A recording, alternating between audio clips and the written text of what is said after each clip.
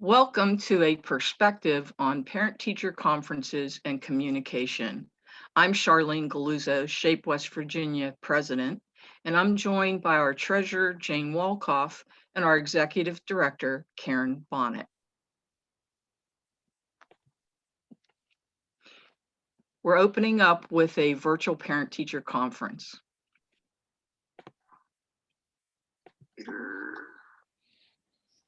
Okay. Hello, Mrs. Wolkoff. I'm Charlene Galuzzo, the principal at Central High School, and I'd like to thank you for calling and asking for a meeting with us today.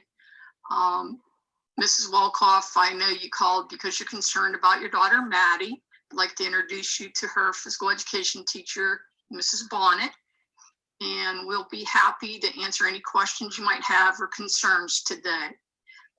So we're going to go ahead and let you get started so you can tell us what you are concerned about, and then we will address those concerns with you. Maddie and I are concerned about grade. It is really low in physical education, and I don't understand why. When I asked Maddie, she said it's because the teacher doesn't like her. Maddie is captain of her cheerleading squad. She takes gymnastics. She's in dance class. I can't imagine a more physical child. And it really concerns Maddie that, she wants to go on to college. She wants to be a cheerleader. And I keep saying, Maddie, if you want to be a physical education teacher, this little physical education grade is not going to hurt you one bit. But she comes home crying. And I need to find out what's going on. And the only thing she can tell me is that Mrs. Bonnet does not like her. Well, first of all, I'm sorry to hear that Maddie has felt that way. And I'll certainly make a point of making her feel more welcome or more of a connection or more approachable. I am aware that she's very active and she's very flexible. She's strong. She's very sociable. Part of the problem might be that she's a little too social sometimes and gets just like her mother. We pride ourselves on being sociable. Okay. Well, that's certainly a good quality, but there are some times when Maddie fails to stay on task or to listen attentively to directions. And I have a system of a 10-point system for daily physical activity. And sometimes she loses a few points. I can go over that with you here in a few minutes and address that. I would like to say at the beginning of every school term, I do present each student with a rubric or a grading scale of how they're graded on their physical activity. Now, their tests and other assessments are separate from that, but a daily physical activity grade. And Maddie was given one of these, but I'll be sure to send home another. And hopefully she will give that to you and you can kind of help her monitor this and make sure that she's doing what it takes to improve her grade. So now you're telling me this is a Rubik's Cube. You're going to send me home and you want me to play with it to find out why she's not doing well? No, it's a point system so that she can earn the best possible grade, which I feel like she should be able to earn all 10 points every day. And here's some ways that she can do that. The first one is to be on time. If she's on time, ready to go, then she gets 1 point out of the 10. And sometimes Maddie has to run back and get hair bows and do this and that. And, and those things happen once in a while. But when it's continual, it does cause some points to come off. How much time do you give them to get dressed? Now, my daughter likes to look good. It doesn't matter what she's doing. That's right. Well, when they get ready to go into the gym, they have 5 minutes, which is the school standard. After the class, when they come back in to get ready to go to their next academic class, I try to give them about 8 minutes so they can have time to fix their hair and those kind of things. So most of the students are able to accommodate those time limits, those constraints. When they come in, of course, we do our warm-up activities, and I know that Maddie is able to do these. You can tell that with you said dance and other things that she's in, gymnastics and all, that cheerleading, that she is strong and flexible, and she's able to do these. But sometimes... Just like she gets that. Okay.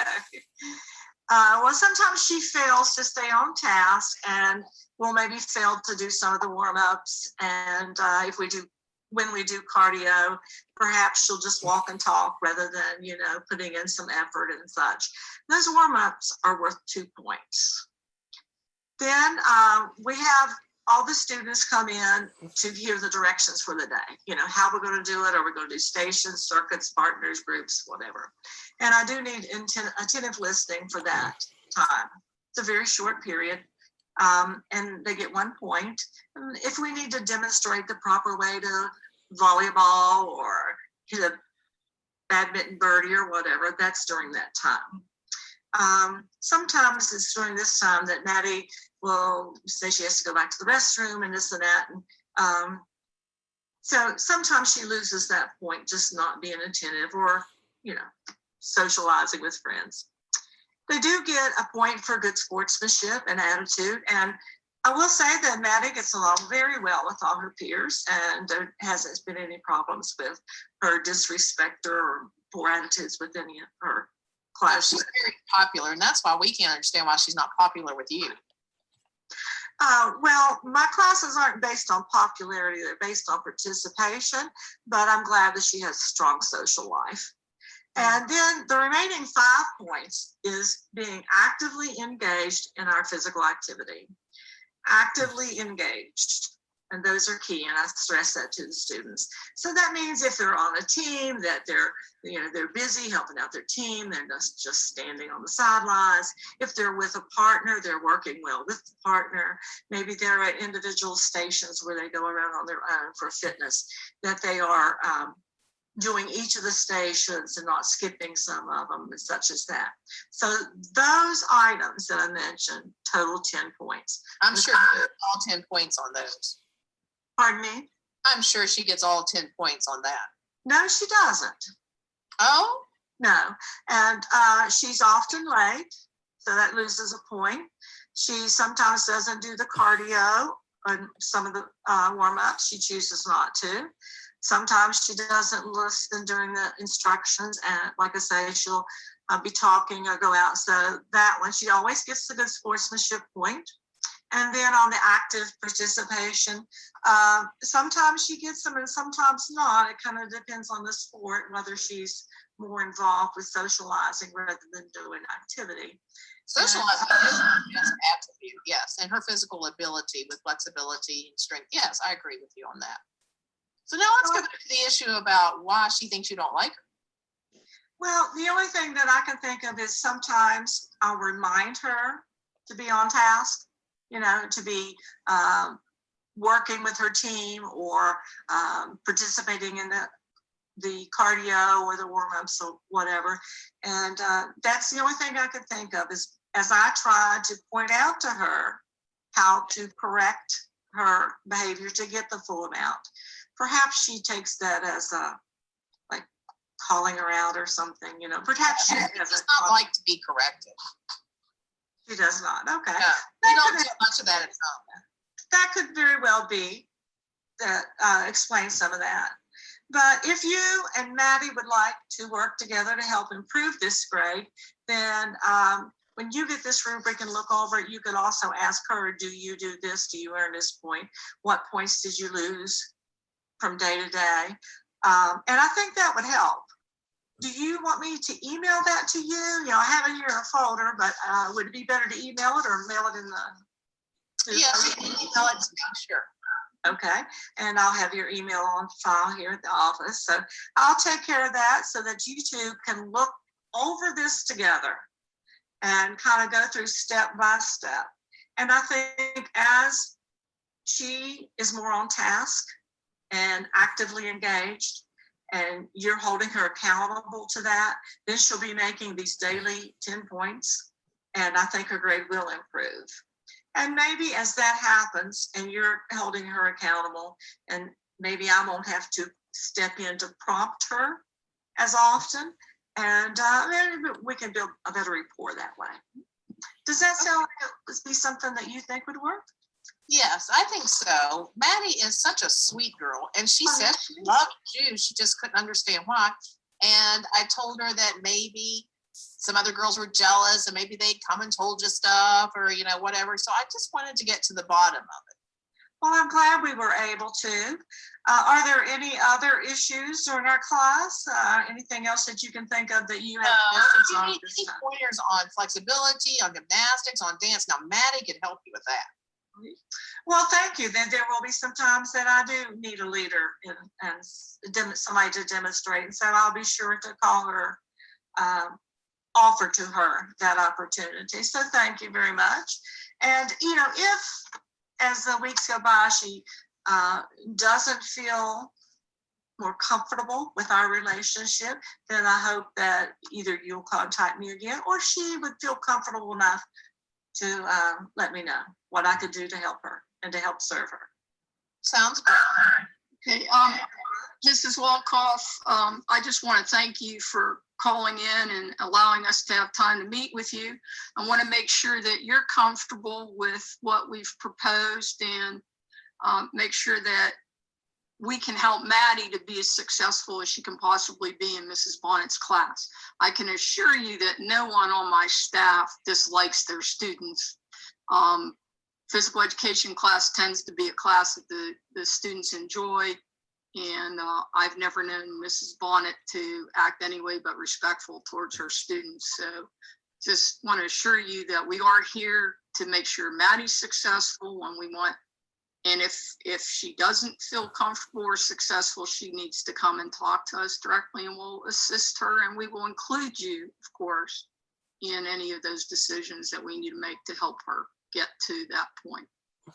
Thank you, Mrs. Russo. Thank you. Mrs. Bonnet. Thank you. And it's so nice to meet you. Yeah, you too. All right. You have a nice day now.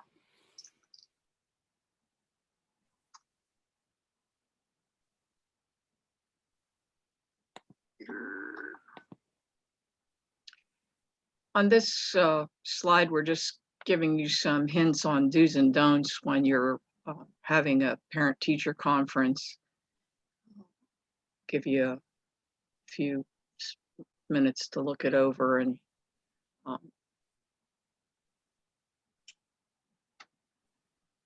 Karen used several of the do's in her response to Mrs. Walcott.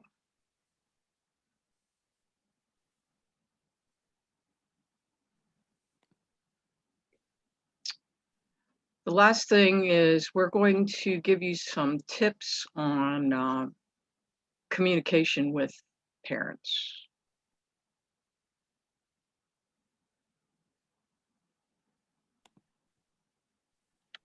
And your job in SHAPE, West Virginia.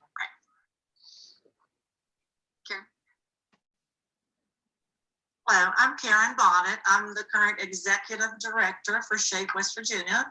And I want to thank you all for tuning in. I taught for 33 years, with most of it being the beginning parts at elementary level. And then the last decade was at the high school level. I will say handling the discipline and the parent issues, conferences and such, there is a lot of difference between the elementary age and the high school age. With the elementary, of course, you always have the children who just are so eager to play and let's do this. And some of them do need some control techniques, some behavioral modification. I tried to remember when I had conferences with those parents that that child is the apple of their eye.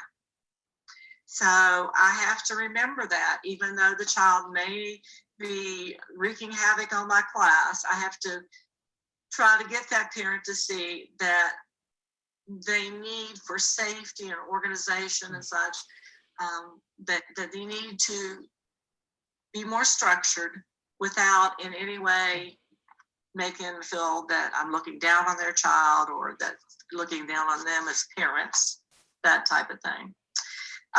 With the high school students, sometimes if the parents don't attend as much or they only come in when there's a severe problem, my suggestions for when parents come in or call in for a conference First of all, I have all your documentation there, any work that you've given, reflections that you've given, their grades, whatever, have it all right there handy, look very professional.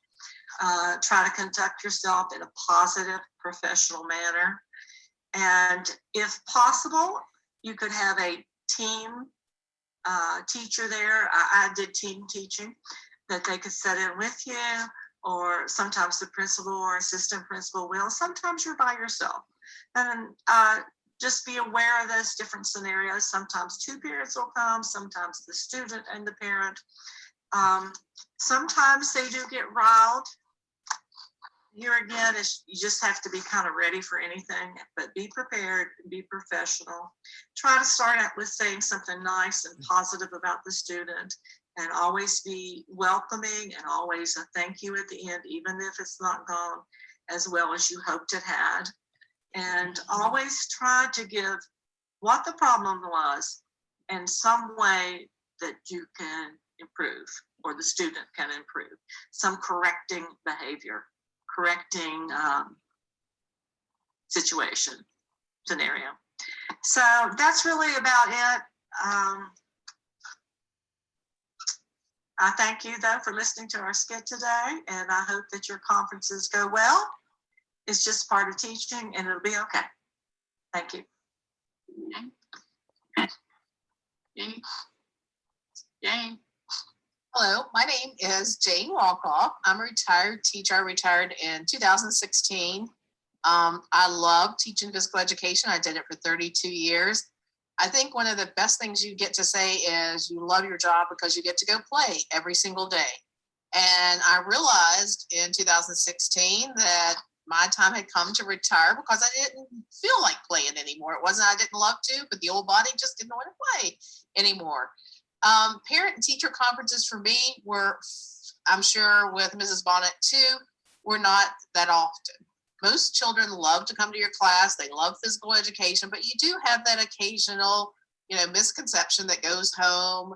And I guess you have to keep your ducks in a row. Documentation's great too. When you first start out as a young teacher, make sure you document things. Don't lose yourself in it. But if there is a situation in your class, sit down at the end of the day and document it, because you'll have, if you have all the classes that we did, which I'm sure you will, you need to look back in that notebook and find out.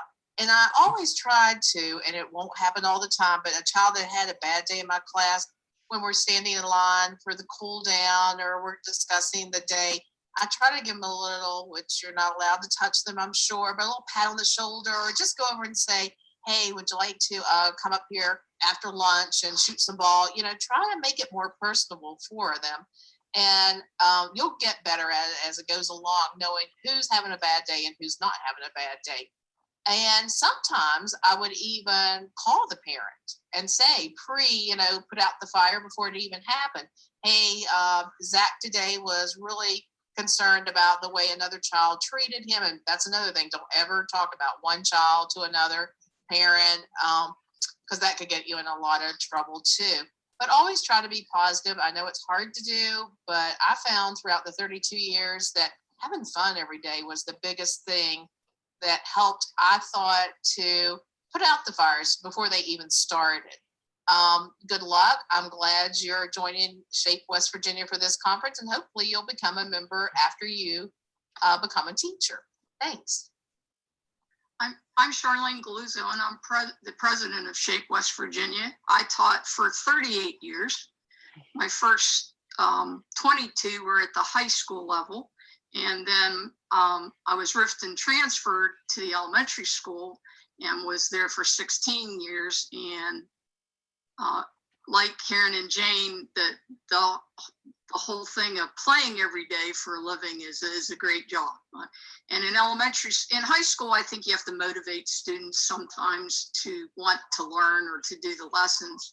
And the greatest thing about elementary is they're game to do anything you want to do. You can make stuff up and they will love it. But the biggest thing I was thinking about as I listened to Karen and Jane, and one of the things that our school instituted were called positive phone calls. So we were required to do so many positive phone calls a month. And I tried to pick students who normally would get in trouble but they actually, when you called the parents, they're like, okay, what did my son or daughter do this time? But you had a lot of positive things to tell them. And I found that really helped to win them over. And the other thing I would recommend to you, especially if you're in elementary school, is to highlight your program by doing a family night or something, so that the parents can see what kinds of activities you do in your classroom. Because physical education is very different today than it was when they were in school. And a lot of times they can only refer to their previous experience in physical education class. And I think we have a much better program that we offer our students today. And we definitely care about them, the whole child, you know, not just their physical well-being, but their social and emotional well-being as well. We welcome you to join our association, whether you're a future professional or as a professional once you graduate. I think you'll find a home with us. We have a great group to collaborate with, people with experience, and we're at all different levels, but you will have a wonderful experience. So come to the conference if you can. It's virtual this year, but we would love to see you in 2022.